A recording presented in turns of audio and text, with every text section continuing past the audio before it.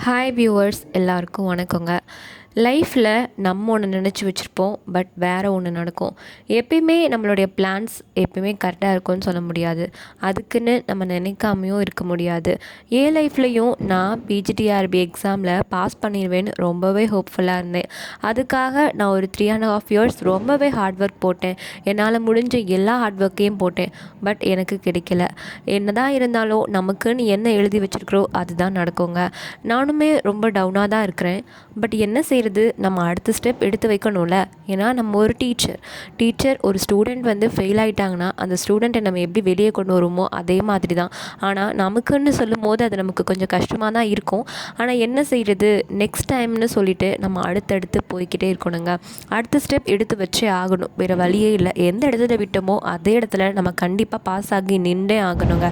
So அடுத்து ஒரு மறுபடிக்கும் நீங்கள் விட்ட இடத்துலேருந்து திருப்பி மறுபடிக்கும் படிக்க ஸ்டார்ட் பண்ணுங்கள்.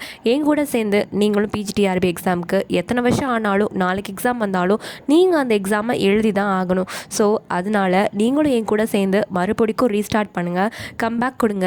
நெக்ஸ்ட் பிஜிடிஆர்பி எனக்கானதாக நான் ஃபிக்ஸ் பண்ணிட்டேன். நீங்களும் என் கூட சேர்ந்து உங்களுக்கானதாக மாற்றுங்க. தேங்க்யூ.